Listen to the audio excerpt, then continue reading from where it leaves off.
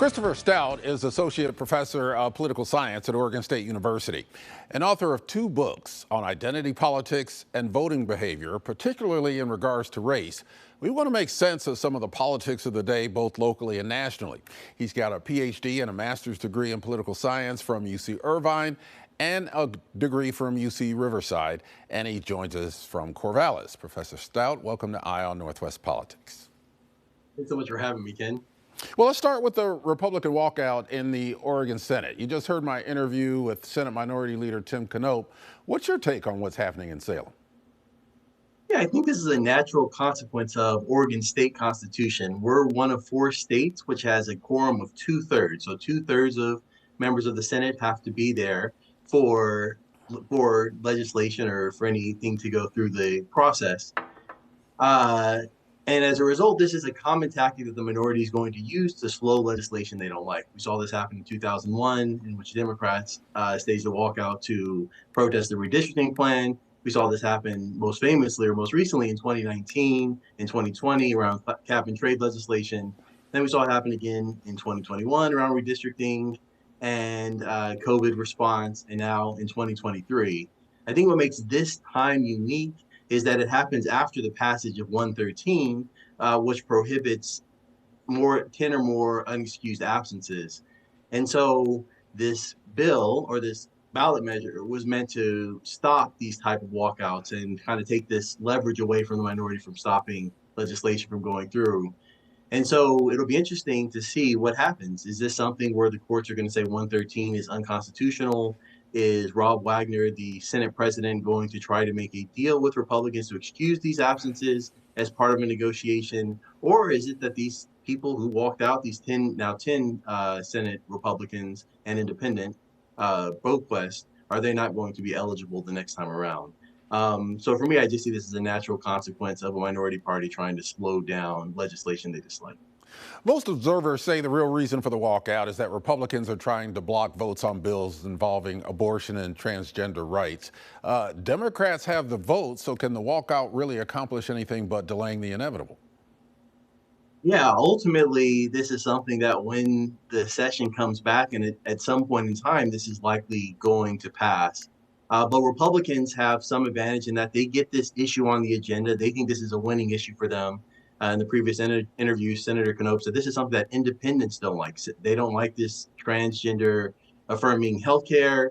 They don't like the rights around abortion rights around parental consent and some gun control. And so I think Republicans are trying to highlight these issues as being extreme in hopes that this will put public pressure on Democrats to not pass these bills. I would be surprised if that actually goes through. Democrats seem to be standing firm, and I'm not certain that independents dislike these bills. I think these are bills that are politically popular, particularly in the districts that the Democrats represent. On the national level, we see the continued dominance of Donald Trump for the Republicans and the challenge now from Governor Ron DeSantis of Florida.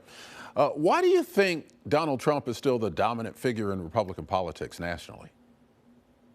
This early in any presidential primary, name recognition carries the day. People know who Donald Trump was. Obviously, he was the previous president.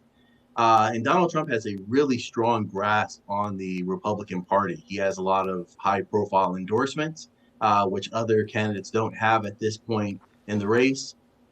He speaks to Republicans in a way that I think the party really likes. And so he's just going to be the front runner at this point, in spite of all the scandals, in spite of recent court decisions and probably more forthcoming indictments. He's just that candidate I think Republicans really go for. And so I think he's going to be difficult to beat because he has at least a plurality of support within the Republican Party, if not a majority of support. And so it would take kind of really a coalition of Republicans to defeat him. And often that coalition is going to be split a bunch of other different contenders like a Nikki Haley or a Tim Scott or a Ron DeSantis. And that's going to be really difficult to overcome, I think. DeSantis has really leaned into attacking the concept of woke, from the teaching of history involving people of color in Florida to his battle with Disney over their stance on LGBTQ issues. How would you define woke, and why is this such a toxic word now in the political world? Yeah, woke, originated in civil rights movement of the 1920s and 1930s, and it was mostly trying to push people of color and also whites to be aware of racial and other types of inequality against marginalized groups. This saw a revival after 2014 when there was a growth of the Black Lives Matter movement. And really by 2018, 2019, this term had been co-opted by conservatives as kind of a pejorative term to describe extreme policies. And over time, you've seen the definition of wokeness become broader and broader. So initially, it was tied to racial, gender, sexual minorities, and generally around ideas of systematic discrimination. In recent years, you've seen that term tied to economic policies and climate change, and it's just become a buzzword to really describe any policy that is seen as being too extreme. And the goal, I think, of the discussions of woke and something that Ron DeSantis is tapping into is to try to say, look, I'm fighting back against what he sees as extreme left politics. And it's really meant to mobilize its base. One of your areas of expertise is the study of race and politics. So how do you think race will play out in the 2024 election? Yeah, I think this is going to be something that is going to be a topic of discussion. Certainly, if Donald Trump is the nominee, if Ron DeSantis is the nominee, this is something that they really centered their politics on. Ron DeSantis in the state has gone really after the teaching of Black history. So they had this whole dispute about AP African American history being taught in schools. And my guess is this is something that will be a central component, and beyond just kind of these explicitly racial forms of outreach, there's other things that I think Republicans will tap into that they tapped into in 2022, particularly on crime, which has become a real racialized issue, even if it's more implicitly racial. And so this will be a topic that I think Republicans will use to energize their base. But on the other side, I think Democrats know that to win elections, they have to make sure that African Americans turn out to vote.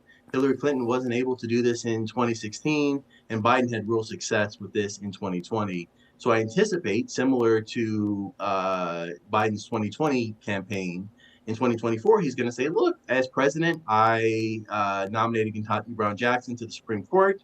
I I put forth student loan forgiveness, and this disproportionately helped people of color, to really try to get the space to see that he paid attention to this group of voters when he was president, in hopes of earning their vote again, and they're in energizing this group going into 2024.